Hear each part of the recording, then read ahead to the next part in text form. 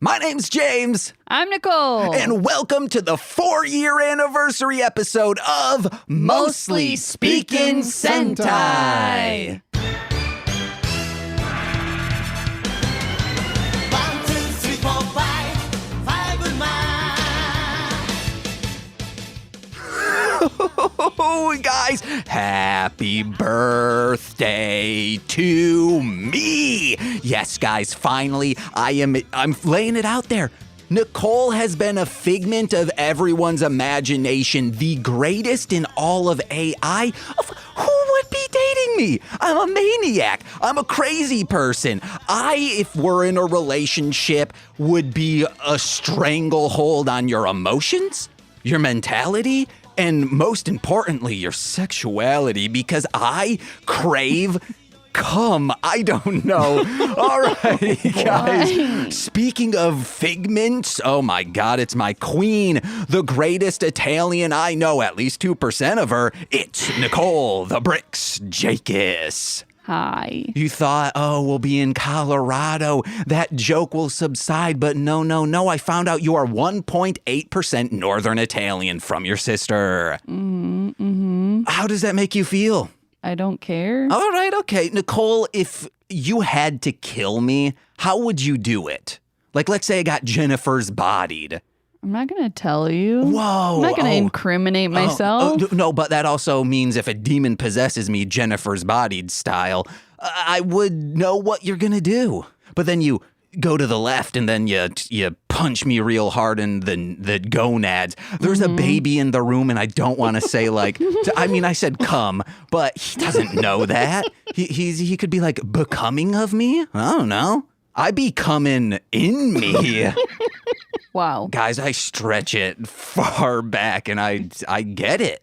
I'm gnarly. How are you doing? It's 4 years. It's been an adventure. I'm a little hungry. Okay, wow. Why did you not eat? It's 4 years. You need to be up. Go get a protein shake. No. A protein shake. No. A little protein. Does that offend you? I'm sorry. Yes. Okay. Whew, baby. I got worried there. Because since you are so Italian, if you're not offended, that means you're not really. And you've been lying to everyone.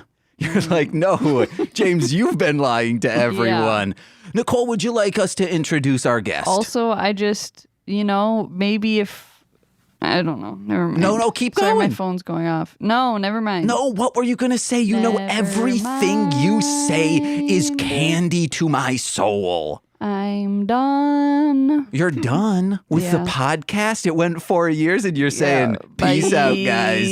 We're about to do Spider-Man, but no. Bye. Eric Berry's the new co-host. Oh, wait. Whoa. He has a child now. I don't think he can commit to this. His child is the new co-host. That'll be an easy track to edit. Because he cannot talk. Yeah. Or doesn't talk. Maybe he can talk, but he's like, no. Chooses not to. I choose not to. Because, if you don't have anything nice to say, don't say it at all. Yeah. He's going to be screaming the C word. Wow. Nonstop. Is my thing, nope, yeah, I should probably move my cables, baby, like in Deadpool. Cables, baby? Could you move Cable? No, I don't think you could. No, I mean like emotionally move him. Probably not.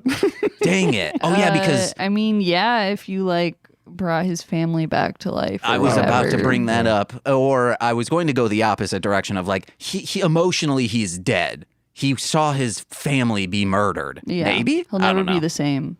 I think he could be. Even if his family came back, he'd be like, I can't be here. Yeah, he would say, I've lived a life and I've murdered so many, Hawkeye. Yeah. I wonder if Hawkeye's okay right now. We don't have Disney Plus. We don't know the series. Is he okay, guest? He's okay. All right. He's all right. He's doing fine. He murdered so many people in warm blood because it was raining out. I like Kate Bishop. Okay, is that the person he's training? Lady Hawkeye. Okay. I think that's condescending to just call her Lady Hawkeye. I mean, she calls herself that. Okay, then never mind. She's also probably, no, because that was the Kelly Thompson that I read. I was like, probably written by a man, but no. Written by a man, but he asked his 12-year-old niece. Hey, if you were a Lady Hawkeye, what would you call yourself? I don't know, Lady Hawkeye. All right, yeah, there we go. Then she's like, creative consultant Feaser, slaps down a nice Abe Lincolner in her palm. Mm-hmm. Man, why did none of my uncles write comic books? I don't know. Ask your uncles. Siri, ask Uncle, why you do this to me? You ready to introduce our guest? Wow. Yes. Finally. All right. Dreamers of all ages is what freaking Disney would say. What we'll say is our listeners are creamers from all wages. But I'm pretty sure not like the 1% because, ooh, baby, they would for sure be on the Patreon. Oh, my God. But we have... You don't know that. A 1%er could throw us $5 a month, okay? They could. Doesn't mean they would. They will because they can write it off as charity. Look at me. If I'm not a case of that, no one is. Mm-hmm. Now look at how I'm dressed right now. Actually, I'm looking pretty good right now. I got a yogi spare shirt. Mattress behind you. Yeah, hey. This is for sound. Okay? Is it because we don't have room in the apartment to put it anywhere else? But it serves. But it serves two double purposes. features. Double features. Sound and for guests. You want to know a good double feature? Hack-O-Lantern and Troll 2. Dude, Hack-O-Lantern is... Oh, guys, watch it. We need to introduce our special is my guest. soul song. This is the only guest we could think to have here celebrating our 4-year anniversary, the flower anniversary. So, of course, we're getting a plant sweeter than any other. Our guest today has been here since day 3 of our existence, championing us to Ranger Nation when most wouldn't, still don't, or simply have no idea what to make of us. He tweeted us saying, "You guys are fun," and "Why do you sound so good?" This is your first episode, right? Then he told the world about us, had us on his show, primordially promoted our brand of absurdity, and most importantly, showed us kindness and friendship the last 4 years. Everyone, welcome back a truly amazing person, our friend and co-host of patreon.com/Ranger Command PH, a flower that has bloomed into a fruit, Eric Berry. Oh my God. Thank you so much for having me back, James and Nicole, and also for that wonderful intro. But this is special for me too, not just because of 4 years, which, by the way, congratulations, because you guys have been amazing since the first time I listened to you guys, and just getting to develop the friendship over the years. And literally, this is the first time Teresa and I have seen you physically in person since literally right before the pandemic. So it's been almost 3 years, and January 2019 or 2020. No, February. We saw you at C2E2. Oh, that's right. But still, it's been a long time. And just to come back here for your 4-year anniversary and your amazing new place, and with 2 awesome cats. One's awesome, one's You figure out which one. And also, we brought our awesome cat, or our 4-month-old RJ. So you might, listeners might hear him in the background if he wakes up or whatever. But no, we're like honored to be here, and I just thank you for having me for your 4-year anniversary, and this is awesome. I'm just so happy to be back. Yeah, truly, we thought of guests, and I was like, the man who's been here since day 3, and I think the reason why we have most of our listeners is you. Well, yeah, I mean, I just think that's the power of like Ranger Nation, and, you know, we try to promote everyone, and I was just so impressed by your guys's, like, literally the first episode. I was just like, wow, James knows what he's doing, but you guys are so fun, and you know, you've also had guests that are mutual friends, like It Takes Two to Toku, and so many others in Ranger Nation. And I think that's the best thing about the tokusatsu community is like a lot of people can be really welcoming and supportive of each other and the project. So I'm just, I'm thrilled that you guys have made it to 4 years. And James, I've always been impressed with your ability to create and edit podcasts. I mean, just you've built literally a whole network, and I don't know anyone more hardworking and dedicated in the podcast space than you. It's Conan O'Brien. What? Conan O'Brien a little bit more. No, I just mean from like, my circle of friends and the Toku community. You're a great asset, even though with your taste in Ninja Steel, which we won't go into. But... that episode, I think, turned most people off from us of like, oh, if they're going to like Ninja Steel, no, thank you. Because when you told us, are you comfortable with people knowing numbers of your podcast? Okay, I'll bleep out. Well, when you told us how many people had listened to the Ninja Steel episode, Nicole was like, I think I'm going to shit myself because that many people listened to this. And I'm like, it's truly like no one came from that to this. I guess like people really hate Ninja Steel. Yeah. I mean, it's big in the community, but no, I mean, you guys are passionate of what you like, and I always respect that. And yeah, I'm just, like I said, 4 years. There's not too many podcasts that stick it out that long to begin with the consistency that you guys do. I heard a statistic that was like, I think 68% around their podcasts that start don't make it past episode 20. Right. Whoa. Yeah, it's crazy. And all the time, I don't want to get too heavy into like podcasting or whatever, but I see so many, like there's some big YouTuber I just saw on this YouTube channel, and it's like, now's the perfect time to create a podcast. And, I see everyone's like, everyone can create a podcast. It's like, you can pull out your phone and make a podcast. And it's like, yeah, that's true. But like to truly get listeners and to build a community, you need to sound good. You need to have the personality. You need to have the content. And that's what you guys have. And like I said, 4 years, it's incredible. And you've been able to expand the Patreon, and, I've been a supporter of that from the beginning because, I truly want to support you guys because you guys are awesome. And thank you. You've become such great friends over the years. And this whole COVID thing has just sucked. Yeah. It sucked big time. And it's delayed stuff that I've wanted to do. And send me those files of the thing it's delaying. I will edit that show for you. I know. We'll talk about that. Yes. Teresa is here and said, you and I need to talk, James.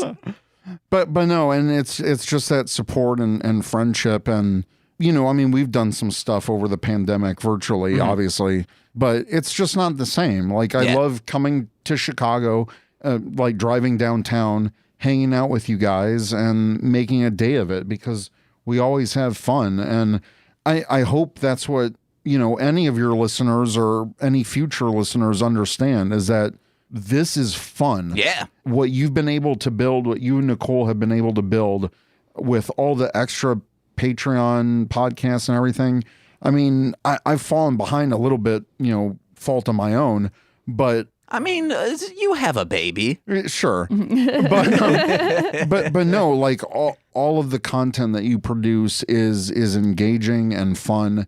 That's why I try to promote you guys as much as I do because you deserve it because there's fun content for anyone to listen to. Like the Nicolas Cage podcast, part of my language, but is fucking amazing. Like I love that show. I started the show out screaming "come" in front of a child, so you don't need to say pardon my language. Well, he's asleep, so it's falling on, and he's literally 4 months. He's just like his vocabulary is but no, I mean, like the Nicolas Cage, like Engage with Nicolas Cage. I love the hell out of that show. Yes. It's just so much fun. And, the Toku Reading Corner, I mean, that just grabbing fan fiction is hilarious and like commenting on it. So I know I'm talking a lot about you guys, but it's your 4th anniversary and you deserve to be celebrated for the work that you guys do because I think it's important and I think it's most of all entertaining. Thank you. Yeah. That makes me feel so proud. Thank you so much. Or not appreciative. Yeah. Because, there are times because, like, especially COVID, like, we were on a nice uptick and then COVID happened and then just everyone's inside. And I was like, well, they'll have time to listen to podcasts like I do. And they're like, no. We listen on our commute. We won't be continuing this for a while. So luckily the Patreon started. So there was a little bit of like, there's hope here. But there are times when I'm like, is this good to a wider audience or even like a niche audience? And just trying to like figure out, how do we do this? And I would love to, you know me, I'm always trying to get on Ranger Command Power Hour. So we got one thing that's doable, because I realized we were supposed to, over pandemic, do a retrospective on the Power Rangers video games. Which we will. I promise you we will do that. It's such a large task to ask someone to, even though like you can play 30 minutes of all these games and get an idea about it. But over pandemic, every Sunday we were doing the Super Sentai Sunday streams playing Power Ranger and Super Sentai games. We played like 19 plus of them. And guys, guess what? Maybe only 3 of them were good. Man, it's... Who, baby? But we can exclusively announce, because I do want to create this episode. James and I, for Ranger Command, we're going to do Boom Studios comic review. Well, also IDW for Godzilla versus Mighty Morphin Power Rangers, because Godzilla is James' wheelhouse and I'm Power Rangers, and I still have to finish reading that. But let me tell you, I'm not impressed with it. Which we'll talk more about. Sure. It has the perfect Showa era campiness. Right. And that, I'm like, they threw you right into the action, and then they're like, don't ask questions, just please come with us on this journey. And I will say, the ending, I'm like, oh my God. So how it ends is really good. Okay. Well, before we review it, I'll definitely sit down and read the whole chunk. But I did collect all the covers, because there's nothing more kick-ass than Power Rangers and Godzilla on the same cover. Like, it's just amazing. Like the Megazord versus Godzilla. So it's also very weird. One of them was the Dark Knight Returns. Is that the name of that story arc? Dark Knight Rise? No, what's the... Everyone loves it. It's old Batman, and then there's like a young Robin. I think it's Dark Knight Returns. Okay, Probably. there's that like an homage cover. It's like a lightning bolt and like Batman soaring through the air, but it's like a lightning bolt and like Godzilla and a Ranger flying through the air. Yeah. I'm like, why did they choose this? I don't know. Everyone weird. does that, like that, and The Spider-Man. Spawn. There's like a Spider-Man that he's like jumping like this. And I swear to God, like even Power Rangers has done like 3 different variants of that Spider-Man cover. And it's like, come on. Well, you're about to mention Spawn, of course. He's the coolest. Yeah. Those big old muscles like Image used to do. Or maybe it is Spider-Man, and then Spawn did Oh, that could be it. Yeah, Spawn did like a cover of it. Yeah. I'm getting them mixed up. Spawn and Spider-Man, one's a dweeb, one's a cool. All right? Yeah. And you guys know where I stand. One's a soldier in Satan's army, and one is a high schooler. Get out of here. I don't want teens in my comics. That's Power Rangers. Oh, shoot, you're right. They're teens with attitude. Dang it. I want early 20-somethings who are teachers. Like in Fiveman. Oh, wait, no, we can't get to that. We have listeners. Just like Eric said, we have some listeners who came in and said nice things about us. Oh, yeah. I'll read that. I sent them to you in case you wanted to go back and forth, Nicole, but if not, I'll just read them. First, from just truly the most gracious individual in Ranger Nation. You already know who I'm going to say. Oh, yeah. It's Hit People guy. Yes, it is. Steve F. He says, James, where does a person even start? I've really enjoyed your talk-throughs of various series you've done. Honestly, the Lucha and Bible Man are some of my favorites because they kind of hit the Toku-adjacent vibe I've been having the last few years. You're always a full of energy presence in your podcast, and Nicole plays off that really well. I'm totally looking forward to your Spider-Man episodes. Thank you, Steven. Yeah, guys. We were going to do Gaim, but I'm like, I don't think that's going to fit our format as well as doing Spider-Man. And Nicole's been wanting to do that. So after Fiveman. Yeah, as We talking Toei Spider-Man? Yeah. Oh, hell yeah. as longtime listeners know, I've been trying to get James to do Spider-Man for a long time. And like I was like, well, it's mostly speaking Sentai. We'll do it on the Patreon someday, but we're doing Akiba Ranger and eventually other midnight tokusatsus. Nice. So guys, be on the lookout for that. Next up is they say, hey, it's your old pal Rushy here, now Surreal Paladin. I hope I got that right. It's, I believe, a D&D thing. I just want to give you a big ol' congratulations on your anniversary. I have to say I loved your Car Ranger series, and of course, the thing that got me to sub to you, your defense of Ninja Steel. Oh. Ninja Storm. No, it's Ninja. They said Ninja Storm, but I know they meant Ninja Steel. Okay. Because there is a Ninja Storm, right? There is. All right, man, guys. Lock it. You're like Xbox Series X right now with all these dinos and ninjas, furies, storms, And they're steels. all furious. Oh, yeah. They're all pissed. They used to be teens with attitude, but now they're like, hey, we're the generation coming up, all this global warming stuff. We're pissed. They're throwing tomato soup on Van Gogh paintings. Oh, heck yeah. You want to know what? Power Rangers, all these, if they're teens, what they should be doing is just, they're like, oh, these villains over here, that's, we'll get to them later. We're going to go beat up some billionaires. And it's just them going into a boardroom, suited up, and just pummeling the crap out of a Jeff Bezos type. There you go. Man, that would be that's a sketch. If College Humor was still around, I'd be like, hey, I have a sketch to pitch you. I have a question. What's It's that? important. Are the cans of tomato soup, is it just like literally the can? Or is it like just loose tomato soup? Yeah, they took a can of tomato soup, opened it, and threw it on a Van Gogh Okay, painting. yeah, they opened it. Okay. Yeah, Nicole was wondering if it was unopened throwing it. Yeah.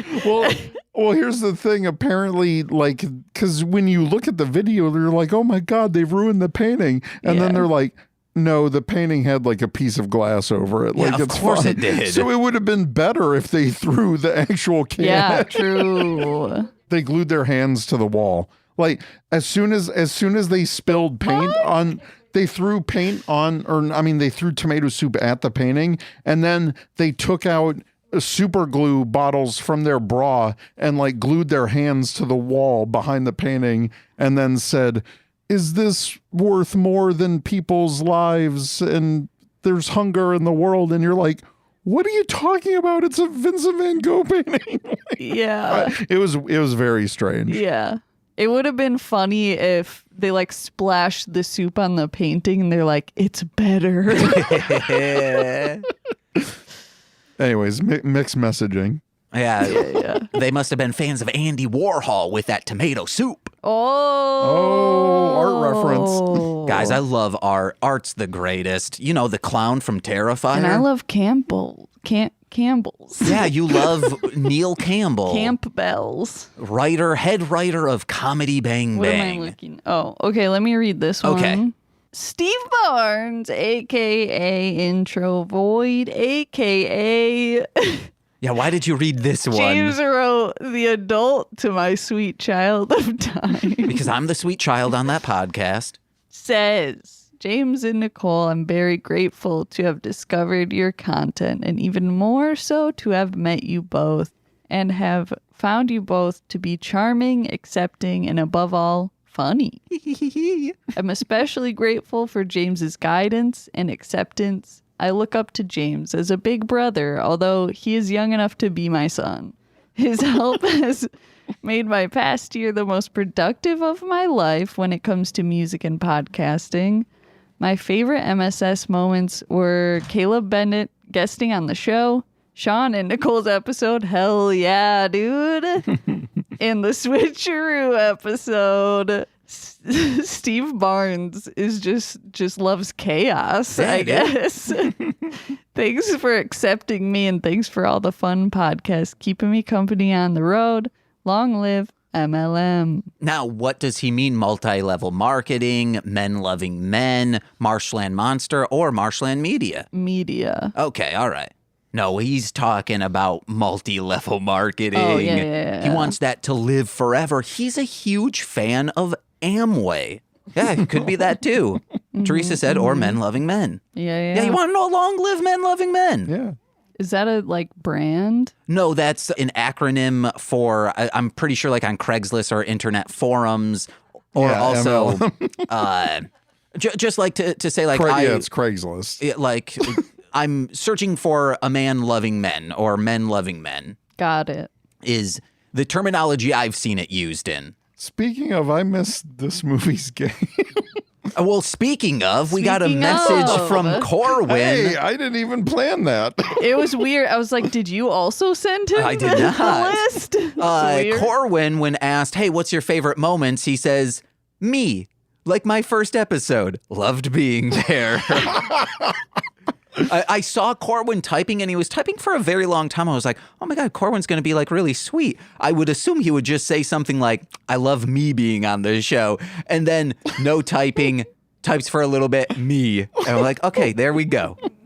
Which means he was probably debating, should I be serious? No, this is James we're talking about. And then finally, we got a message from Craig and Steve of It Takes Two to Toku. They say, James and Nicole mostly speak in Sentai 4 years. That's absolutely insane and an amazing accomplishment. Your energy and zaniness is a bright spot in the self-serious Toku fandom, and every episode is an absolute delight of my week, except for that quarantine sadness one, or maybe us talking about our Florida adventure. Those ones were pretty dark and then also dark. I wanted to shoot that machine gun, Nicole. I got COVID on Florida, but the worst thing that happened was I couldn't shoot at Machine Gun America. Next to a 12-year-old child doing the same thing. Yeah, oh my God, man. A child can go into a storefront and shoot a machine gun, but I cannot go and legally buy weed. But Craig, but cannot get an abortion. ooh, getting political, Nicole. I'm kidding. That's just human rights. You were political too. No, I was just, this is not politics. Oh my God. This is self-decency. Smoking weed is better than, is more decent than a child. Actually, no, a child shooting machine gun, that's just decent in a shooting range, guys. But smoking weed, that's real decent. Also, hey guys, 4 years? You listen to the first couple episodes? No, James, I don't do drugs. But now who, baby? Yeah. My best friend dies. One of them. I have a lot of best friends who have died. Am I the problem? Am I cursed? Whoa. Eric, you're just my friend, okay? Okay. Nicole, I'm sorry. You're my spouse. Henry, you're never dying. You're like, you're a roommate. Butter, oh my God, I can't not say Butter is my best friend. Butter, you will eventually die. Possibly from, actually, no. My 3 of my best friends have died from needles in their veins. Uh-huh. Yeah. Hey, how about that mask, man? And then Craig ends it with, keep up the amazing work. Henry's hanging out on the back of my seat. Thank you, everyone, for Yes. the kind words. Do you guys want to get into Fiveman now? Sure. Heck yeah. Well, first, hey, these are teachers. They're all about, even though we don't see that at all in this episode, it's No. all about school. Eric, what were you like in high school or middle school or elementary? Well, high school was where I pretty much came into my own. Like, obviously, freshman year was a little rough, I think, as all freshman years are. But no, I was able to find my niche, my group of friends, and that's when I was doing like art and graphic design, and pretty much led me to where I am today. So I actually really loved high school. Like, had my own bunch of friends. I mean, I was nerdy and embraced the nerd and the anime nerd of the early late 90s, early 2000. And yeah, so I really enjoyed high school from sophomore to senior year, and I still have friends that I know from high school that, you know, I regularly keep in contact with. And I think high school is where I like really found out who I was and pretty much my personality and my humor. So yeah. Were you doing LAN parties with Halo? I was like, early college. Yeah. Hell yeah. Yeah. So Oh, we should also get, like, college is school. We need to expand. We don't like college, so that's probably why And we not never. everyone goes to college. Yeah. that's true. But we knew Eric went to college. I've did. seen the photos. Oh, okay. I think you've posted a photo On of Facebook, you're yeah. like, hey, I'm in my dorm. No, I never went to a dorm. Whoa, you never went to a Nope. dorm? Nope. I didn't have the dorm experience. So no, I was pretty much living with my parents because my dad was like, hey, I can't help you out financially. So the only thing I can do is like let you live here rent free, while you go to school. So yeah, college was, for me, that was 2000 to 2003. And and I just finished paying off my student loans earlier this year. So Wow. yeah, so that's, thankfully it was right before RJ was born. But yeah, our nation sucks. Now you get to use that to pay for daycare. Exactly. Which is a much better. Yeah, it's a much better Oh, for investment. sure. Yeah. But no, like college was awesome. There wasn't a dorm. I went downtown to a school that no longer exists. But no, that's where, like, high school, I was able to find out that I really had a passion for marketing and also graphic design. And then I was able to funnel that into what I got my degree for. And literally 3 weeks after I graduated high school, I was going downtown to college, like, because they had a summer program, and I only took one semester off that entire 3 years, and I just powered through college. But it was fun and it was creative, and yeah, got into tokusatsu around that time too, because right after college, like 2003, 2004, that's when I discovered that Power Rangers was still on with Dino Thunder, and then got into Ranger Board, and then Sentai. And like my first series was Deca Ranger, which eventually became Power Rangers SPD. But I actually reference, I have a Bokanger reference, but Deca Ranger, Magi Ranger, and Bokanger. So like 2004 to 2006, that was like my prime.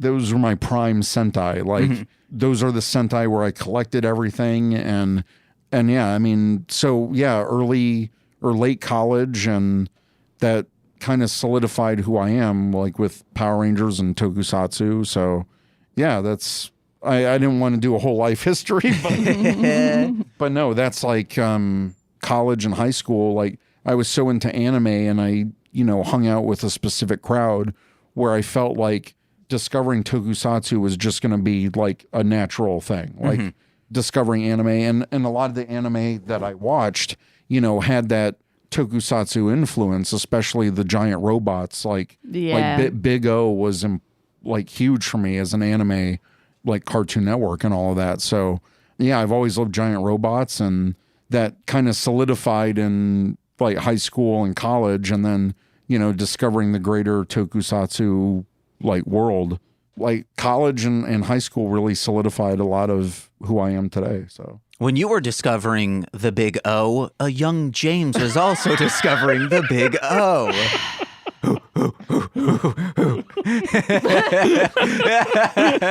Teresa. Whew. Well, how were you in pre-K? I'm kidding. Dude, let's get into today's episode of Fiveman. We are discussing episode 37 entitled Human Canon. And truly, that's all I need to say is there's a human canon in here, but I'll go a little bit into it. Quick synopsis. Gaku is trying to create a new power-up for the team, having Ken do this. It's also like he blows up and it's not really working. It looks like a budget The Wraith, that Charlie Sheen movie. No. And you've been in the house when I've watched it. So it blows up, and then he's like, this isn't safe. I don't want to do it. And they're like, you better do it. And it was really kind of mirroring after I got COVID and Nicole and her mom saying, you should come to Denver still. And I'm like, I don't feel safe, guys. it's very poignant for me. No one else. And then this big old guy who's made of armadillo in a shell, maybe, I'm not sure. He's hard to beat, but then a human cannon jettisons and destroys him. Fiveman. This episode fucking rocked. It was awesome. Yes. That's what I wrote. I wrote in big letters, awesome, in my notes. This was so much fun. Yes. Like, I haven't watched Masked Man, or I mean Fiveman. I did get the recent Shout Factory DVD, and I always knew about Fiveman. Like, they actually used those suits in the comics for the Power Rangers comics. But I've always liked the design of the Fiveman suits. They used them in Super Mega Force as like powers from another world or whatever. So I always really enjoyed the suits and everything. But this episode was amazing. That was literally probably the best use of mecha fight miniatures, like everything. Yeah. Like I love that. I love that late or early 90s like special effects, like late 80s, early 90s. And this episode of Fiveman was amazing just from like a monster fight perspective. Yeah. And the story, like this is all self-contained. And when the episode first started and they're like immediately fighting what you think is this episode's monster of the week or whatever. Which that design, like I said, it's a budget, the Wraith. Please just like Google that, guys. I forgot about that kind of design. Yeah. And I laughed so hard when it came on the screen rewatching it. I'm like, oh no, is this the monster? And then once they started fighting, I was like, no, this is a fight practice. Yeah. But yeah, it's so well shot. It's beautiful. And everyone who people need to do their research. And we've said it before that Fiveman was not, the ratings weren't low because of the product. The rating was low because people weren't too, like, it was kind of the same thing over and over again for Super Sentai for the past few years. And you need to put into context that Dragon Ball, Ranma 1/2, and one other huge anime were starting around this time. So children were just going to the new thing that is fucking amazing. But this is too. And yeah, this episode had everything that I love about Super Sentai. You have like amazing special effects of what they're able to do with the budget that they have, and just the crazy wackiness of the situation. But they make it so cool and they make it such an epic moment. And it was great just because I got to see huge freaking explosions again, which is, more recently in Power Rangers severely lacking. So I love this episode because it contained literally all the aspects of Super Sentai that I love into one episode. And to not know any of these characters, because I've never watched Fiveman before, not knowing who these characters are, in one episode, I felt like I got to know, maybe not so much the girls, which is kind of problematic, but... Oh, well, I will say Remy, the twin, has the most episodes out of any, like, it's a Remy focused or a twin focused, because... This is a very rare Ken episode. I think he has had 3 total so far, and this is 37. Well, that's crazy because I really liked his character. Like, he was able to, like, they were kind of using him as this test subject, and he was going against his brother, but his brother is so insistent, like, we need a new armor to beat these bad guys. Like, they're getting stronger. And I really like the brother butting heads dynamic of this episode. But then when Gaku kind of like went to go sacrifice himself, his brother got inspired and became the leader. Like, he was leading the charge, like helping the rest of his brothers and sisters come together in some very dire situation. And then he was the one that wanted to sacrifice himself because of his brother's example. And this is one of the few Sentai's, well, I mean, Sentai's done it a few times, like Go-Go 5, where they're all siblings, and Maji Ranger, where they're also all siblings.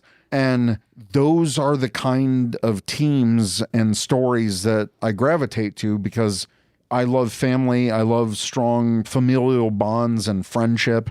And I think Sentai is at its best when it's highlighting that.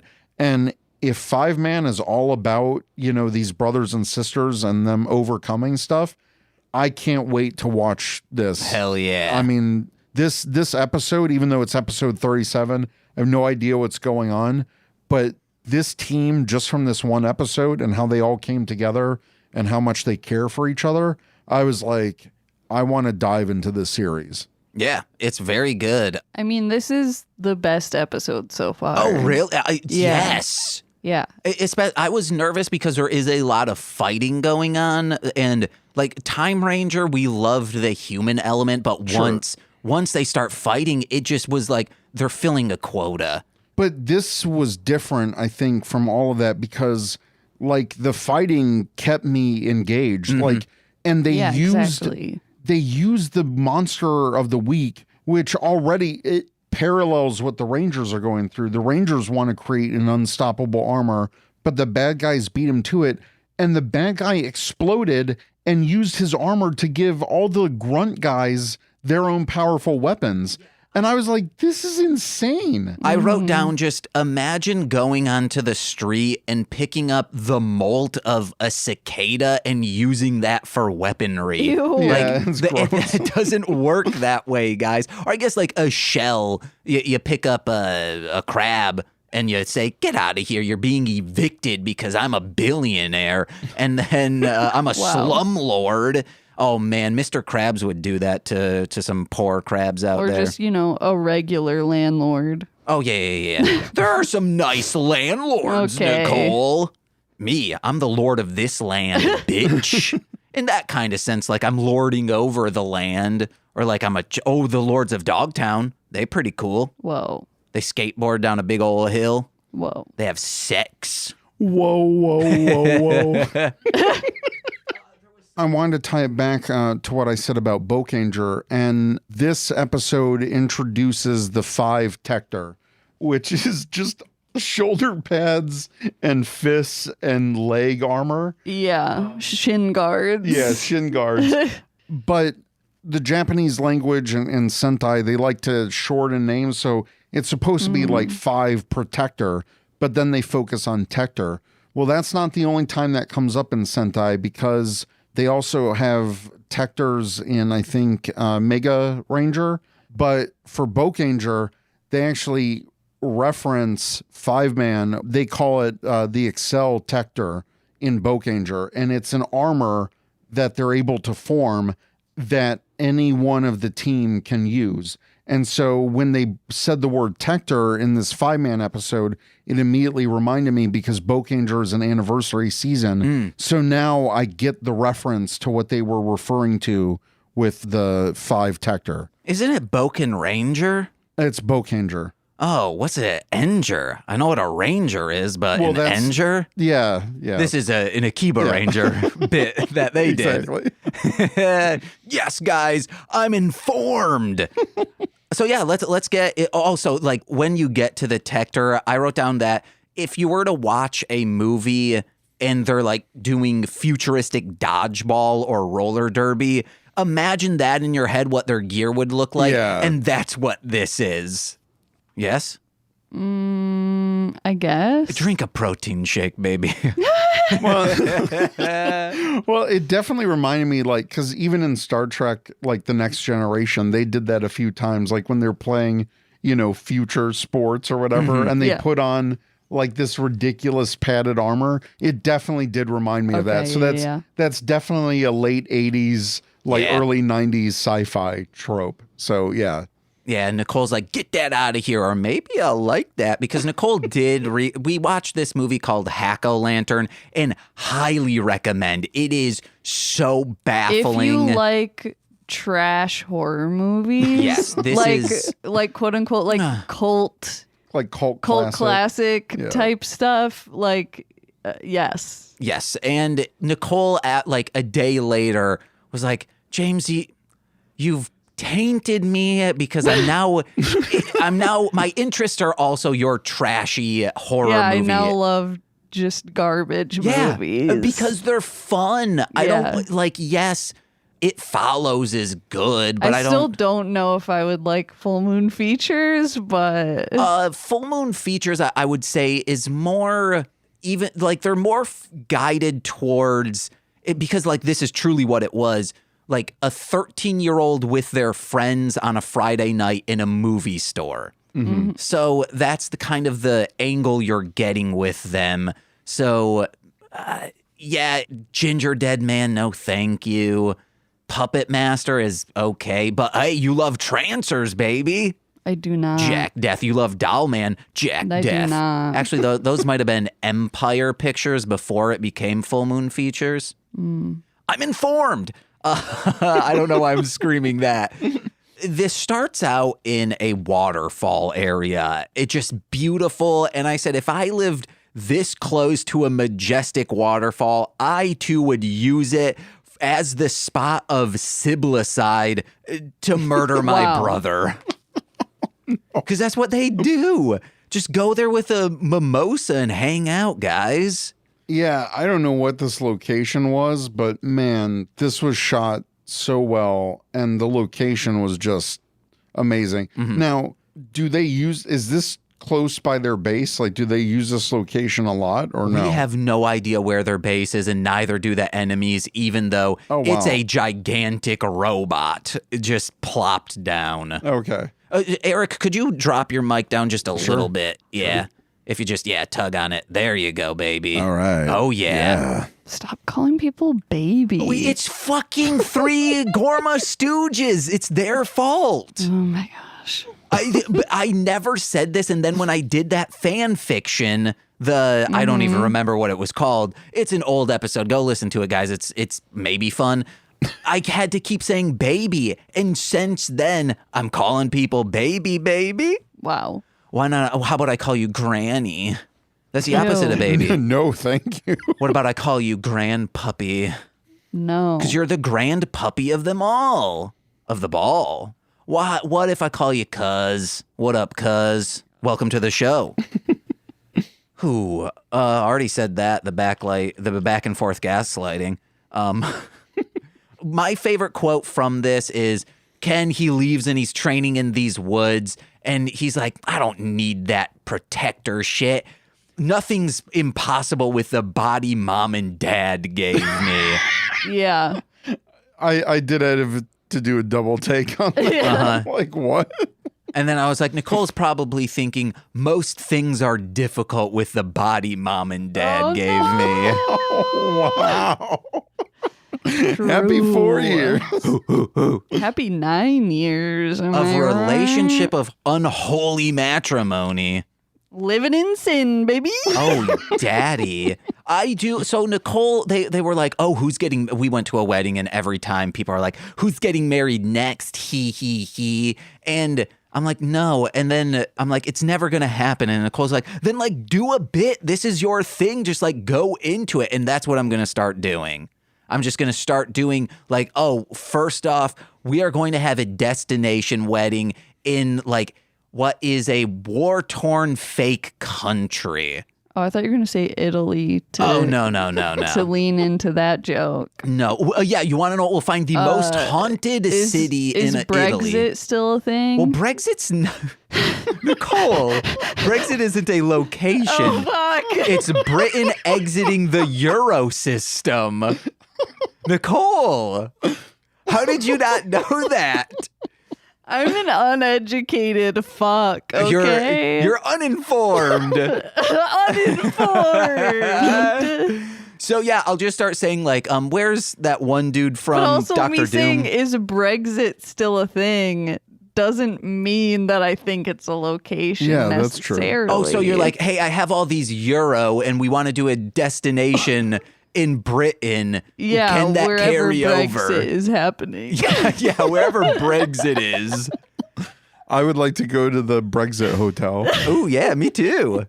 Oh, man. If we have any young British listeners, I apologize that we're making fun of something you didn't vote for. Fuck. You wanted to stay in the EU.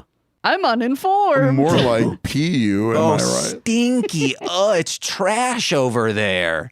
It's so hot that their duties are making everything smell bad. No. They had a very bad summer. Yeah, they did. Heat wave after heat wave. I want a freaking meat wave. Nom, nom. I'm kidding. That's me. I pick up a slab of bacon and I wave it at people. What about the what about the heat wave coming off Ken from that training montage? Am I right? Baby. Ooh. Oh, man. I thought this was a mirage, which it was because I was famished and so hot. And then I saw him even better than the mirage because my mirage was just me waving some meat around. Careful. Wow. What about a leet wave? You know, it's that leet speak. What? The internet, dude. The L33T, it's leet. Leet The speak. fuck? It's like noob. You spell it with O's instead of with zeros zeros instead of O's. Come on, dude. Listen to Okay. Nerdcore or something. That sexy man just punching shit. He Yeah. was cool. Yeah, Ken getting stronger out of spite. I like that because he's like, we don't need some fancy armor. He's like, we can just train our bodies better. Nicole, it is crazy how I hope your family's not listening because Okay. your Love family, if they started say, she's never going to get married, she's not good enough for that, that's how they convince you to marry. Yeah. Man, one of the funniest Reverse things ever. psychology. I don't know if I've ever said this on the Damn. one of the podcasts.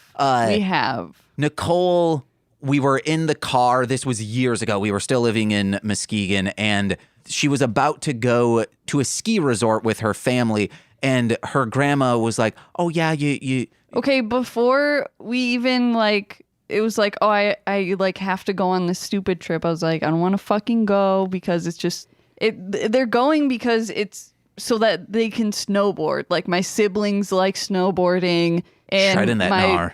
And my father likes to ski, I guess, or whatever. And Oh, I was yeah. like, I'm not going to do either of those things. Why the fuck do I have to go to this? His nose likes going on them slopes. Oh, He does not do cocaine, guys. I don't know, maybe. You don't. That's slander. I don't give a fuck. You Fuck want to know him. what? Cocaine's fine. It's not slander. We're saying Yeah. he's cool actually for doing cocaine. Only cool thing he does. Everyone did cocaine in the 80s. It's a fact. Yeah, he was a child in the 80s. It's a fact. Oh my God. Continue your story. No, you were continuing it of saying like, they're doing this. They love to ski. Yeah. And then I don't even know, we were in a car going somewhere. Yeah, Nicole had told me like, oh, I'm not even going to ski. I'm not going to do any of that. I'm just going to hang out, read and draw in the Yeah. area where you can do that. Nice fire, whatever. And then her grandmother says, oh, yeah, we're going to be skiing. And Nicole, those jumps, those bumps, not going to be good for your spine. You probably won't want to do that. And then I turn to Nicole and she's like, very serious face. And then we get out of the car and I pull her aside. I was like, so you're going to be skiing out of spite of what your grandmother said. And she's like, how the fuck did you know that's what I was thinking? Yeah. Yeah, that's how we get Nicole to That's do how anything. you motivate me. Nicole, you wouldn't even be able to draw socks in a Batman costume. Yeah, it doesn't really work like that. It has Dang to be it. genuine. All right, I'll start thinking of genuine things. Okay. And everyone knows I'm a little goofball, Yeah, not very yeah. genuine. Nicole, you can't use that 5-tector. Fuck you. Nicole, you can't talk at a consistent volume throughout an entire podcast. I mean, that is accurate. That is true. That's She's just not even going to fact. deny that. That's You're just I'm fact. not even going to try. It would make my spouse's day and work a lot easier. I don't know how you do it. Hello. It's crazy. No, guys, it's not crazy. It I just is. know where the things Yeah, are. it's weird. It's not weird. I just spent hours and hours of this as a teen looking at, because I used to have to look at the screen. Well, sorry for not being an audio engineer when I was a teen. Uh-huh. Man, you should have seen me as an audio engineer as a teen. Oh my God, that's a good show idea. Teen engineer. No. Yeah. Teen engineer. Teen engineer. I was gonna. See, it's a good idea. So this monster is a combination of an armadillo, and I Googled it. It's like in English, it's a turban shell, which is basically just like a snail shell. And Turban Shell was a monster in Mighty Morphin Power Rangers. Oh, Whoa. nice. Of Zhu or original? Oh, I forgot. Okay. You But forget they had what- a monster named Turban Shell. Okay, let's hey guys, if you've listened to This Existed, that's why I'm playing this music right now. All right, guys, we are playing the game. Usually I have a quippy thing or a punny thing. Name every Zhu. Hey, Eric, let's see how really good you are. Name every Zhu. I can't because I don't have the brain capacity for that right now. You got Pumpkin Wrapper. Venus Flytrap. You got that shark. No, the shark was in Zhu Ranger, I think. Goofish, I think. Okay. And that's everyone. No. We did it. It would be, did they ever use those for Super Sentai? Any of them? No, it was strictly for Power Rangers. Not even for the Pirate Gokaiger? No, I don't think they did. Because that would have been just like they did in Megaforce, like, oh, we're referencing back to things that weren't in here. Would have been funny to say, hey, here's Pumpkin Wrapper, and he now looks like Donatello suit from the original movies. Nope. Have you seen those? Jim Oh, yeah. Henson. Oh, yeah. Terrifying. What? What? No, the Jim Henson ones are terrifying now. Oh, okay. Well, if you look at the suits, they've all rotted, and it's just like the teeth. Oh, and you're it's just saying like Yes, today? now, yes. Yeah. Got it. Like, because whatever, like, latex or whatever they use started to, like, Shrink. Decompose. yeah, it's like in real life, like people say, oh, your fingernails and your hair continues to grow. No, your skin just starts like Shrinking, yeah. Yeah. and the follicles push out a little. And that's kind of what these latex are doing. So like they're all teeth. Yeah, it's terrifying. I saw a picture recently, and it was just like one of the turtle animatronics, and it's just like, and it's got the big eyes, Yeah. and all the latex is like rotted away, and it's just the teeth that are like, it's horrifying. Man, imagine going into a Planet Hollywood, sitting down to eat some jalapeno poppers, and you see that. You'd be like, oh, no.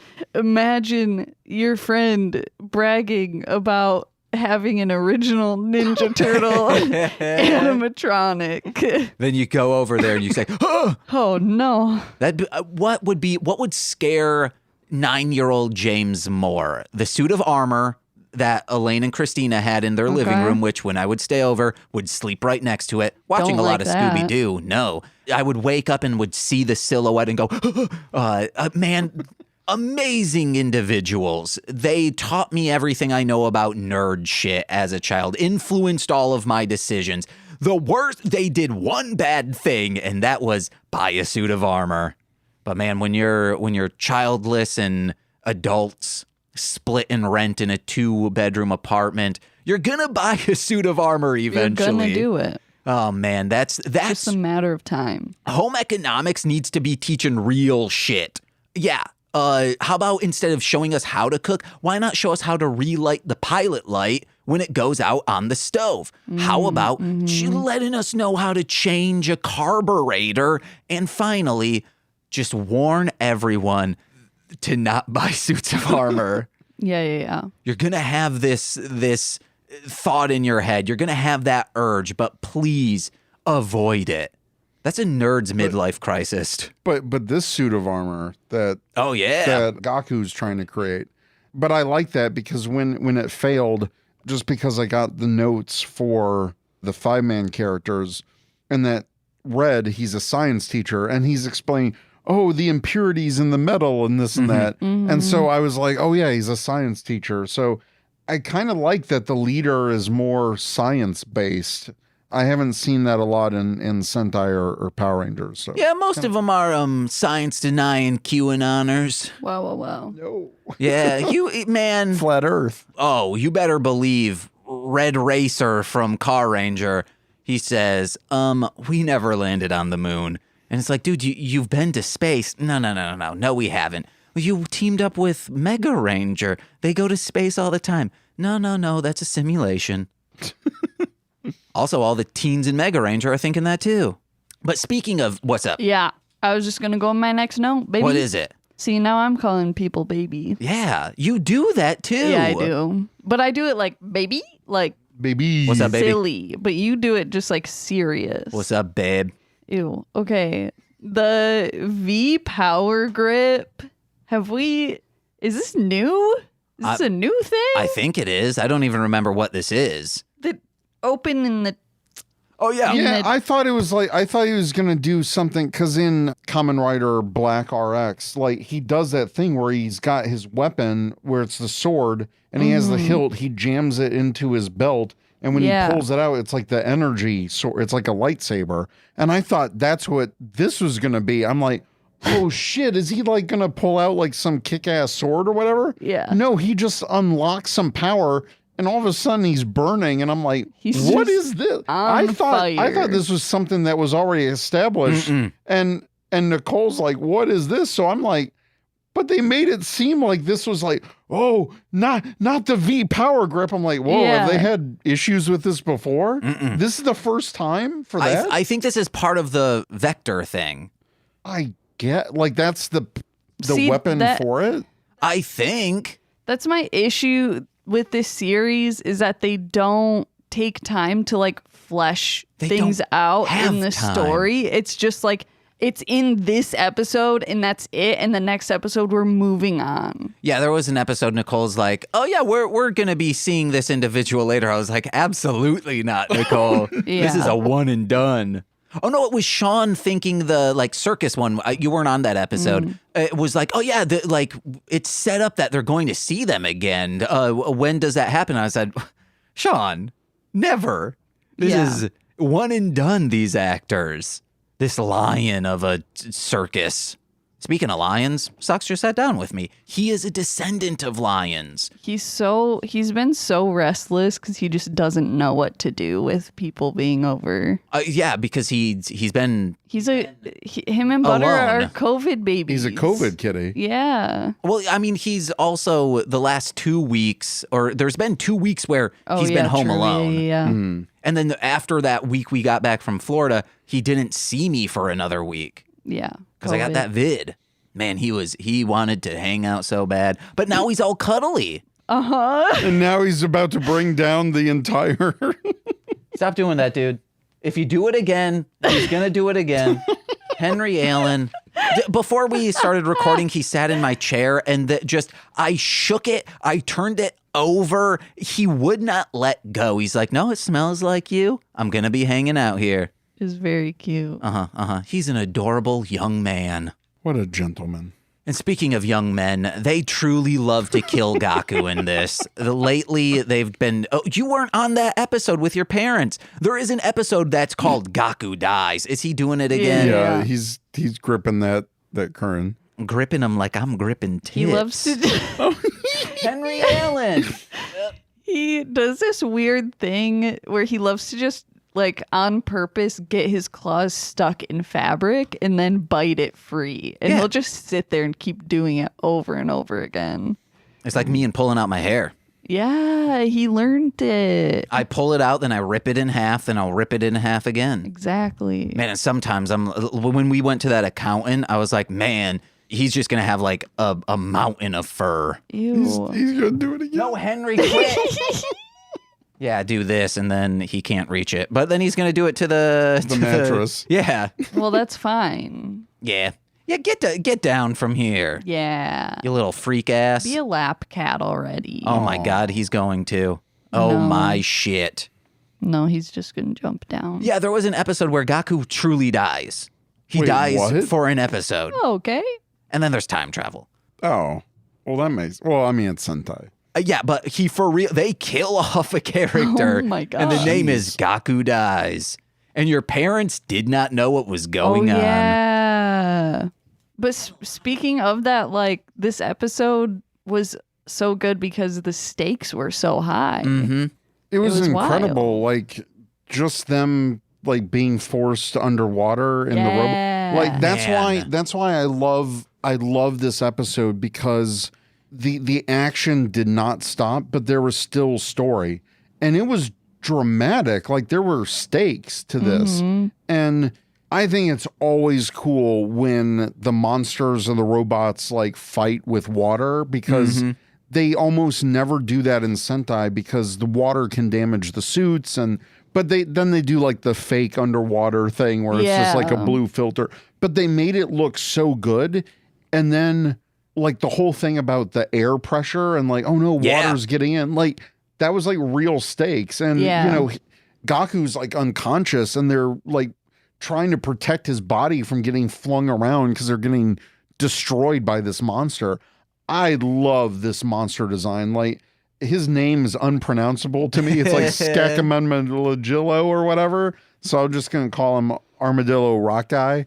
But it was just such a great design, and it was truly terrifying. Yeah, I had that. They convey the terror of being trapped underwater so well in this. And you were commenting, I'm pretty sure it's the same way that they did it in one of the Godzilla movies. All, like, to get that like bubble effect, all they do Yeah. is like, it's a pretty much a double paned window that they push air bubbles up through. But when they slam down in front of it, they make the air bubbles like move where it is. Yeah. The attention to detail in this episode, minus the plot detail, is very good. The only thing I will say, like, I know this is like, you know, late 80s, early 90s special effects, but I had to bust out laughing when they took the actual toy and just kind of flew it in water. Yeah. And that was the one thing where I'm like, you could have did a little better with that. But I mean, the way that they cut it, I mean,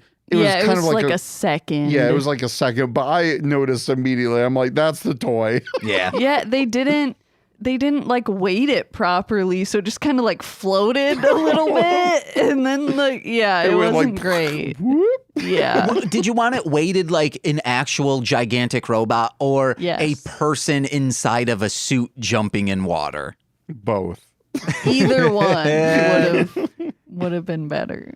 But they had that cool reverse effect that you like, Yeah, the when- monster jumping out of the water, yeah. but actually he was falling in. And Sentai's done that a whole bunch of times, but it looked cool. Yeah. Because like the scale of it, and they did a lot of things with scale in this episode. Like when the bad guys were on the mountain and it's just like the robo on the ground, like that's just a distant shot that they did, but it worked so well. Like they did a ton of things with this robo fight that is like 101 Super Sentai. Yeah. And this episode, I feel like if you want to show someone like what Super Sentai is about from like a technical aspect or a special effects aspect, I think this is a great episode start to finish. Like, Yeah. you can let anyone watch this and be like, this is what Super Sentai is. It's got the emotion, it's got the passionate characters, it's got the crazy villains. I don't even know what was up with the chick floating in the sky. Like, she was creepy as hell. Yeah. And then even when the monster grew, it's some like big Michelin Man monster. And Yeah. it's like they use that as like a monster template, which is kind of cool because, you know, 40, 50 years of Sentai, and they always have to find a new way to make the monster grow. And this felt like, and correct me if I'm wrong, but it felt like the bad guys have a bunch of these Michelin looking guys. Yeah. And they basically they scan the monster and it becomes like a template. And it's like the monster is just transported onto this body template. Yeah. That's exactly what it is. See? I mean, if a 5-year-old can figure it out, so can I, but that's a Super Sentai. For like the first 6 episodes, they would explain what is going on. Oh, and then sure, after sure. that, they're like, all right, we're done. We don't have to explain this anymore. Speaking on the robot fight, he goes to punch this armadillo man, and his hand flies off. And Nicole, attentions to detail, you're worried about it. He has a hook hand for the rest of the series. Who does? The robot. Wait, they literally lost that fist? Oh yeah, he's got a hook now. I'm lying, For real? guys. Come on. I was like, I was what? gonna say, that would be kind of awesome. Because when you get your hand cut off, you get a hook. Yeah. You know, like Captain Hook, Uh-huh. like Peter Pan, because he becomes Captain Hook. It's cyclical, guys. They grow old, they go crazy, hating the young, and then they become a crocodile food, and then a hook boy. Hook man, I should say. Okay. Whoa, Hookman. Oh, wait, guys, this is a quick update. We watched Scary Stories to Tell in the Dark, right? That's what it's called. Yeah. And we have a new man in the lexicon, the Jangly Man. The most terrifying one, I would say. I don't know, those spiders popping out of her zit. Ugh. Oh, That's not a man. The of men. I thought you meant like Yeah. out of all these. I don't know, Mega Man's pretty scary. Bye-bye Man's pretty gross, though. Oh, yeah. But because he looks real. Like, you see a shaved head man with scars all over him. You want to know how I got these scars? And then you find out it's because he's been killing teenagers and one emerge. I think, is he like Zaz? I don't remember. Okay. Is he like Zaz? Whoa, yes. If you shave Henry. Look at all the stripes he has. Oh my! His stripes. Yeah. He grows a new one whenever he kills Yeah, someone. dude. Damn. You have it looks both like a lot, but at the same time not. No, it's a lot. Okay. If you were to count your kills, if you were to be a serial killer, what do you think you would take as trophies? Ooh. Would it be a driver's license, a lock of hair? Socks. Okay. Panties. It's very, like, unambiguous. Is Yeah. that the right word? You can jack off in them. Unassuming. Oh my God. It's very unassuming. To just have a drawer full of socks, that's normal. Oh yeah. Oh yeah. But me having like women's panties, Yeah. not really. Unless I'm like, here, Nicole, I bought you new underwear. And you're like, why are they covered in blood? Oh, no. I say, discount sale, fucker. Or I say, I was walking around and found them in the trash. Ew. Find trash panties, guys, and just bleach them. No. You're disgusting. Throw them on. If anything in the alleyway is up for grabs. Even telephone poles. I rip one of those down. Rats? Rats, yeah. Why not? They say don't feed them, but they don't say don't domesticate. Actually, there's a sign over here that says "Don't feed the pigeons." But not domesticate. I can domesticate a pigeon. Have it bring mail to my friends. What would you do, Eric, if all of a sudden a pigeon started tapping at your door and you grabbed it and you're like, but James has been passed away for months. And then you No, find out why? that there's a vial. You've gotten to that episode of Engaged with Nicolas Cage, right? No. Wait, I think it was Engaged with Cage where I say, Nicole, here are the places I would like my ashes spilled out. And Wait, for which movie was that? it was an early one. Oh, maybe. Yeah. And I say, I mean, if we're talking about birds, I would assume it would be Birdie. I don't think it was Oh. talking about Birdie. No, this was a separate thing. But I say, I feel like it was semi-recent. no, we were still in old apartment. Okay, well, never mind. It was the like trailer park where we met, do that behind, because I wanted it somewhere that Frank could still see this because I believe it was before he passed away. And then I said, and you want to know what? I was only there once, but I loved my time there. Do it. Spill my ashes in the back of the Barry's yard, and then I remember that. Yeah. yeah, and it was like, but they rent. They could leave, and I was like, hey, that's the other person's problem. I'll be haunting them. I remember that. But I have to mention Super V Robo. Mm-hmm. That is one of the coolest upgrades that I've seen for a Sentai mech. Like, I always love special effects. The miniatures in this were amazing. I love how it forms and does that 80s thing where it does like the beam of light or whatever. It's like, Yeah. I love Super V Robo. I think that was an amazing design. It was really cool. You know, if this show came out today as like, oh, this is an 80s, early 90s resurgence thing, like a Stranger Things, and was just done exactly like this, throw it on Netflix, like Smash, Saturday morning, whatever that. Yeah, I know what you're talking about. People would be like, this is fucking amazing. Yeah. So I think everyone should watch Fiveman. Yeah, I think so too. It was well done. Like this episode made me want to go like, well, if they bring this same amount of energy to the rest of the series, then I'm for it.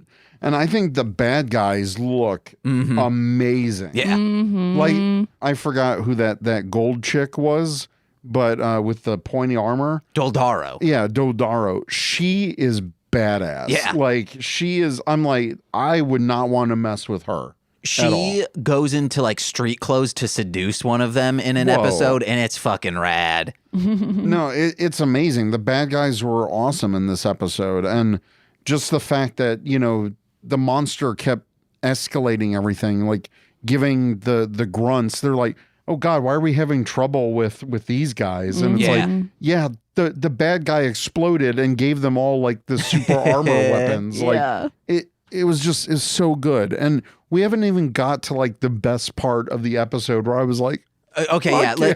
I got one note before we get to there, and that is they're truly grasping for viewership in these last few episodes because they have been showing upskirt shots of Kazumi a lot lately. Like there was one episode where she was in a dress and or maybe it was even Remy and like moves her dress like this and you see like 5 frames. Did I pause this? 5 frames of just her underwear and it's like, oh geez, guys, calm it. wait, that was the Pink Ranger? Yeah, pink and yellow in one episode. So they're like, let's get these viewers, guys. But their viewers are kids. Well, you know, maybe a dad will be like, hey, let's turn this on. Oh, that's true. But you see Bulma's vagina get smacked in Dragon Ball. In Dragon Ball, right. Where First them dad. dads at? Oh my God, we're the dads now. Barry's a dad now. Whoa. I am. I'm a dad? Yeah, we're a dad. You're a dad. We're all dad. And guys, yeah, let's get to it. Truly, Aren't they like remaking Good Burger? There's always been talk about it, but there was a Good Burger reunion at one of the award shows. Maybe that's what I heard.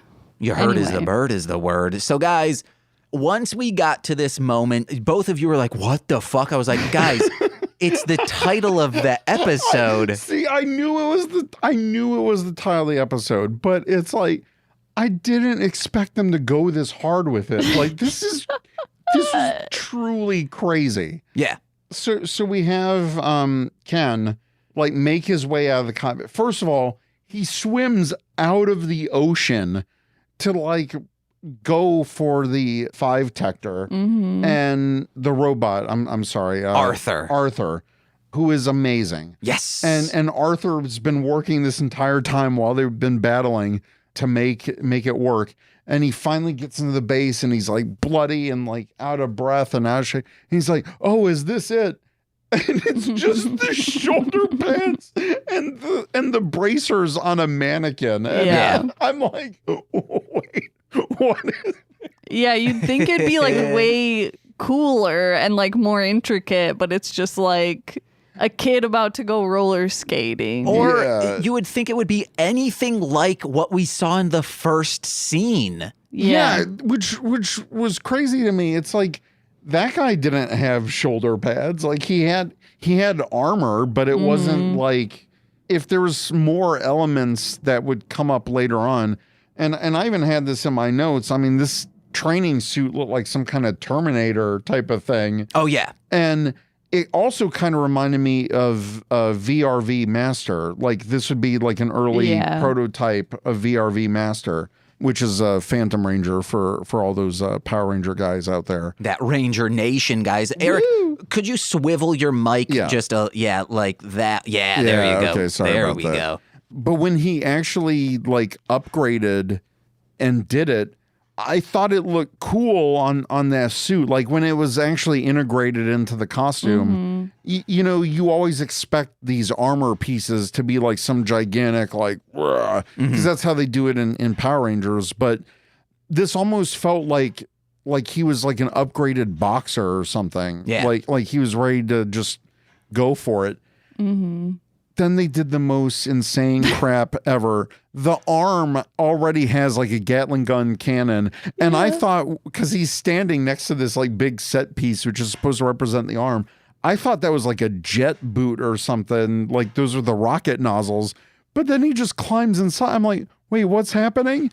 And he's like, all right, guys, get ready to fire me. I'm like, what is, and James is like, yeah, the episode is called Human Cannon. And I'm like, wait, but I didn't think they were going to mean that literally. Yeah. And like with the giant mech too. Hey guys, real quick, if you're hearing like clanging, our radiators just have been sucking lately. And that's like, it's the radiators knocking. I don't know how to prevent it. I will be messaging our apartment management about it. I thought someone's just like, clang, clang, No. clang, my asshole neighbor. Clang, clang. And the bathtub faucet leaking. Oh, yeah. Because it's really bad. I can deal with that. That I can't. Or actually, no, Butter cannot deal with that. That's my main issue is she's freaking out about it. I mean, Henry just left the room because he's like, what the hell is going on? No, he's like, I gotta see this human cannon, guys. But legitimately, like when they, and I mean, okay, yes, it's almost like a hokey special effect, but it's awesome. it's amazing. And the way that they do it, like they combine the live action with the big set piece. And when they fire it off, like you see the guy in the suit like raise the hand, and then they literally shoot, and it's like a little like they made a little miniature action figure, and it's gliding along a string because I think you can see the string at one point. But the way they do it with the pyrotechnics, and like how it shoots out, and they use like the blue energy effect, I was losing my mind because I'm like, this is the epitome of tokusatsu special effects. Yeah. And it like literally shot through the monster like a bullet. I'm like, this is the coolest fucking thing I've seen in like 5 years. Yeah, like, and this is awesome. It wasn't like, oh, it shot into him and like knocked the monster back. It literally shot him like a bullet. Yeah, through the monster. I cannot describe how cool this looks. Like for anyone who has not watched this episode, if you've never seen an episode of Fiveman, you need to watch this episode just for all the reasons I've already said, but specifically for how cool this attack looks. I had such a big grin on my face because I'm like, this is the cheesy 90s special effects, but they made it look so good. Like the little smoke effects like coming from the arm, like the actual pyrotechnics of it. And then like you see that like beam of light, and then he's like, you see the little miniature on the mountain, and then they zoom into him and he's like, yeah, I did it. And the monster just explodes. It was the coolest thing ever. And it was high tension because you've got the sister who I guess her job is to always fire the hand cannon because they're like, do it. And she's like raising, and she's struggling with the joystick because the robo is like on the ground, and you see it struggle. And it was just such high tension stakes, just because the whole episode was nonstop action, but that's what I love about it, because there's also a story to it. And then, you know, you see the Gaku who finally wakes up, and, you know, he's cheering on his brother, and they're like, come on, you could do it. And it's so cool. Yeah. I'm so excited because that was literally the most awesome special effect for early Sentai that I've seen. It's so awesome. The monster is in profile, and imagine, if you know what it is, a squib. It's what, like, when someone shoots someone and blood bursts from someone. Imagine that, but it sparks and smoke coming out of the back, and how they line it up is perfect. It truly looks like he's being shot through a monster, and that'd be cool to be shot through a monster. That'd be gross. Like that in Peacemaker. But no, they do that in Ninja Steel. Remember when all the Rangers get shot out of the robot's arm and they do their attack at the monster? Yeah, but they're not piercing through Well, him. sure, but I mean, Being covered in, I guess, sparks because that's blood in this. Oh man, that would be cool. Like they have like little sparklers like raining down from them after they shoot through, and it's like we're covered in monster blood.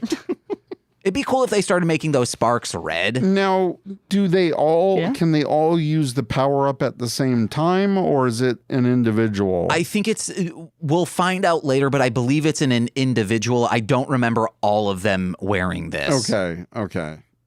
Because if the villains have an accountant to make sure they're not over budget, the Fivemen should have that as well.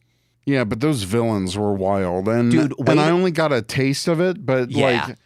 like I love like human-based villains and crazy costumes. It's a Sentai trope that I love. It's not just a bunch of monster suits, because it really gives off like those soap opera vibes. When, Yeah. you got the one guy like, oh, and the other guy's talking to the big head lady, and she's just like a head special effect on a green screen, like, oh yeah, that was creepy. And it kind of gave me like, if anyone remembers from Mighty Morphin, Lokar was just that big floating head in the sky or whatever.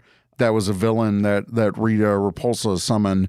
But it's kind of like that. It's just like these weird cosmic bad guys, and I just love the whole aesthetic of Fiveman. Like especially that gold suit. The woman, I forgot her name. Doldara. Yeah, Doldara. She was badass, and Yeah. I can't wait to watch this series because there's some really cool designs in this. And you get a lot of the villains. You see their base a lot. It's nice. The set work is amazing. But yeah, do you guys have any more notes on this ep? No, my last note in this, because I was just so engaged with it, I just wrote like a big awesome at the bottom of the note, because it was like that whole sequence that whole ending part was just great. Hell yeah. Well, these are teachers, and they use you saw Ken use a dumbbell as one of his weapons. They use their subject that they teach to help as a special ability to defeat these villains. So if you were a 5-man, a 6-man possibly, Sure. what would you teach as a teacher, and how would that influence like a special ability or your finishing move?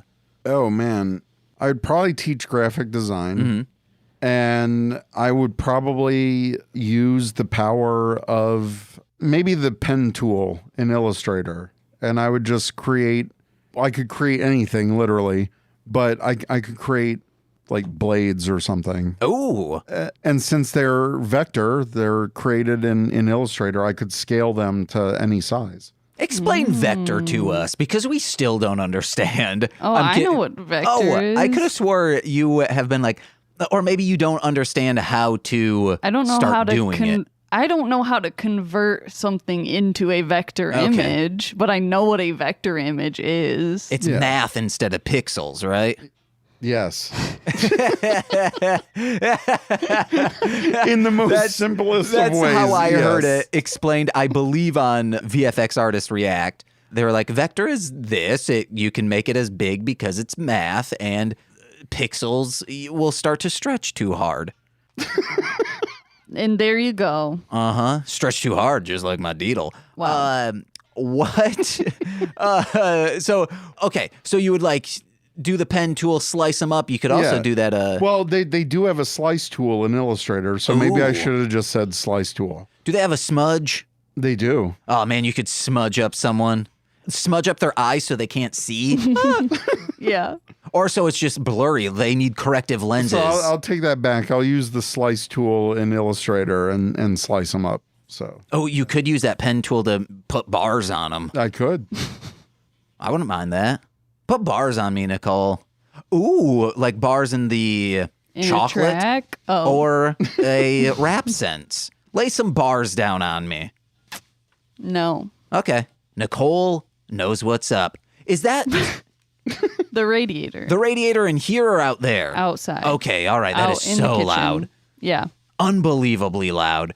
I think that's it. I mean, I Happy can four. scooch Happy four. in more No, that's fine. and close the door. Okay. No, it's for a little bit. Hold on, let's see if it's picking up.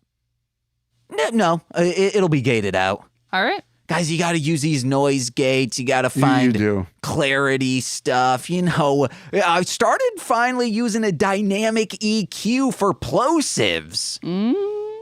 Does it help out much? On some people's, like a Sean Marciniak, you have a pop filter. Why do you still have so many plosives, sir?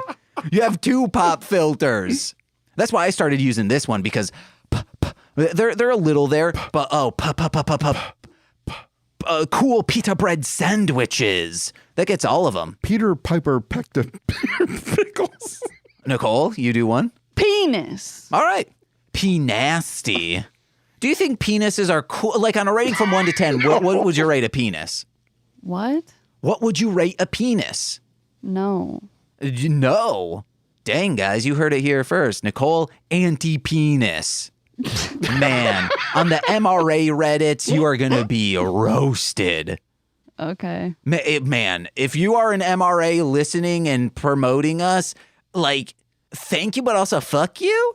Because we're going to get those listens, especially on the first, 12. We do have an ad on there. Listen to those, please. We'll get a penny per listen. But your views on women, 2 thumbs down. My view of this woman right here is va-va-voo. Slightly orange. Yeah, and slightly orange. Oh, Nicole, you're so tan. Oh my God, you're pale. Yeah. I have blue blockers on, guys, Right. and I just took them off. Yeah. That makes things orange. Eric, thank you so much for Yes. being here. No, this has been amazing. And like I said, congrats on 4 years. And here's to another 4. 4 more years. 4 more 4 years. times 4. Ooh, 16? Yeah. Oh, go for please. it. I hope we at least have 1,000 listeners. But no, it's been amazing. So thank you guys for having me on this special. I can never beat the amazing Caleb Bennett. I could never beat that. But no, I had a lot of fun, and this was such a kick-ass episode. I Yeah. love this one. This is so cool. Yeah, guys, you heard it here first. Actually, everyone has been saying Fiveman's great. Fucking watch it. Yeah. And it's easy to do now. Give Shout Factory money. So we can get more Super Sentai. So I can finally get Deca Ranger on DVD. Well, you can get it, just not subtitled. Yeah. Well, Japanese subtitled. I just want it for an affordable price. Yeah. But you can't, Professionally. on eBay, you can't get a Japanese one for affordable? No, because their Blu-rays and DVDs are like $50 for 3 episodes. Oh, or ugh. something. It's crazy. I was about to say, well, yeah, that's $50 is about what the Shout Factory ones are. Exactly. That's crazy how it's so much more, and that's weird. Yeah, and that's why Toei doesn't allow, so their deal for Shout Factory is just North America. But there are people in Japan who try to import the Shout Factory DVDs. It's crazy. But no, support Shout Factory. Fiveman is out on DVD. It's one of the newest releases. And they just announced Abba Ranger is coming. So that's the series right before Deca Ranger. So it seems like they're sticking to their one past Sentai, one newer Sentai, and kind of filling out the catalog. So, like I said, I just got Fiveman a couple months ago when they finally released it. And after watching this episode, I'm going to watch it. Yeah, it starts out very hard-hitting action, gets Yeah. bonkers, gets hard action, very bonkers, and then it's what it is right now. Sure. Okay. A great mixture of both. Yeah. Man. No, this is great. It's dope. Do you have anything to plug? Sure. You can catch me on Ranger Command Power Hour at rangercommand.com. We are Power Rangers podcast, releasing every other Saturday typically. It's been kind of a crazy year just because obviously I had my son, and then for September I had pretty much was out of commission because of COVID. But no, it's been a crazy year, but we're still making episodes, and got, like I said, we're gonna have James on to do the review for Mighty Morphin Power Rangers versus Godzilla, which is an insane comic book that just wrapped up in the past month, a 5-issue miniseries from IDW. But For the rest of my stuff, you can check me out on Twitter at TrekkieB47 and also on Instagram. And then I stream occasionally on Twitch. It used to be for lunchtime gaming, but obviously with everything going on. So I might try to get back to that. But I'm around. I'm online. Hell yeah. Nicole, what you got to plug? Patreon.com/Ranger Command PH for that pizza party, baby. I think that's no longer exists. Yeah. I'm pretty sure last time he was on, he was like, well, because of pandemic, we cannot do this. Wow, crushed my dreams. Check out the things that I make, darlinghomebody.com for creepy cute stuff. Follow Darling Homebody on social medias and patreon.com/darlinghomebody. Hell yeah, guys. Hey, we got 2 new podcasts coming out this month. One's already dropped, Formulaic with R2 Shelby 2 and I. We are breaking down TV shows with a formulaic, it's called formulaic, a formula of the plot, meaning like, oh, every episode it follows this structure, we just swap things out. We break that down into an outline, we mad libs that outline, then within an hour we write an entire script. We have our Scooby-Doo episode out, the table read of that Scooby-Doo episode will be out next week, and then in November 1st Monday, ooh baby, It Takes Two to Toku's Craig, he sat down with us to help us write an entire episode of Power Rangers Mighty Morphin style in an hour. It's very fun. It's stupid as hell, but you're going to laugh. You're going to also learn about script writing. It's pretty much like, hey, you don't need to take this too seriously. The easiest way to write to get a project done is to just do it and usually have a fun friend to help you out with. But also, dropping October 31st for Halloween is episode 0 of The Height of Horror, where Presley Bracken, a former guest, we are going to, you hear this often, oh, this is the best year in horror movies. No, this is the worst. You agree with me?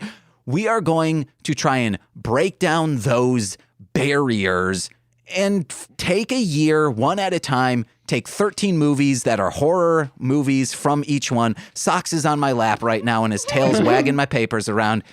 And we're just every other week going to be discussing a movie from that year and doing big budget ones, low budget ones, no budget ones, direct to video, TV movies, whatever. It's going to be, like this, but real wacky. And I forgot to mention, Nicole, I said to Presley, this is how you know Presley's going to be a fantastic host in Marshland Media. I said, I wish I could Freaky Friday with Nicole because I would love to be inside of her for one day. And then Presley goes, I mean, technically you can do that. I'm like, oh, Presley, you freaking pervert. And she goes, I'm a stinker. She didn't do that, but her face did that.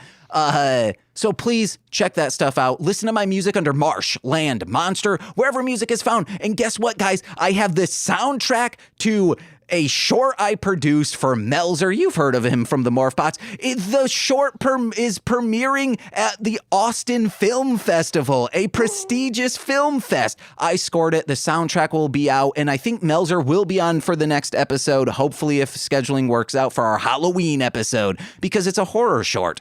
And then finally, please go over to patreon.com/MLM pod, where for $5 a month, you get exclusive content like the aforementioned Engaged with Nicolas Cage, the old Toku reading corner. But we also got Mostly Speaking Sentai After Dark, where we're discussing Akiba Ranger. This Existed, where Lil Corey and I are going through these weird movies that I love, and Death from Above, a Sam and Max podcast, where, hey, Shout Factory put out that DVD. It's very expensive now, so I'm glad I bought it when it was there, but it's on Tubi, of course, like most of Shout Factory stuff. So please, $5 a month, it's great stuff. But for $10 a month, you get exclusive content once a month that's straight to Patreon. If you're not listening to that, guys, it's very good. It's funny. It's just us casually talking about straight to DVD movies. But you also get shout outs on every single free feed podcast. So let's begin with that. Starting with Steve F., Father Eric Berry of Ranger Command Power Hour, Alex Z, the Waz, Orion, he's a rapper, Defo, D-F-O, Kayla, AK 2 Grapes, Jordan B, the Chaos Witch, my Bickle, my brother in common law, Joshua, Jacus, Steve Barnes of Sweet Child of Time. We reviewed the trailer of Wheel of Time Season 2. It's released. Go check that out. It's a stupid episode. My mother, the womb in which I emerged. And finally, Lil Corey's BFF and roommate, Shane. I've been James. I'm Nicole, and there's a cat on my lap. And I've been Eric. And we've been Mostly Speaking Sentai. Bye-bye. Bye. And Nicole goes, pee. Beep. This has been a Marshland Media production, produced by James McCollum. For more content, please visit mlmpod.com. To support our network and have access to exclusive podcasts, head over to patreon.com/MLMpod and sign up today. Oh, yeah.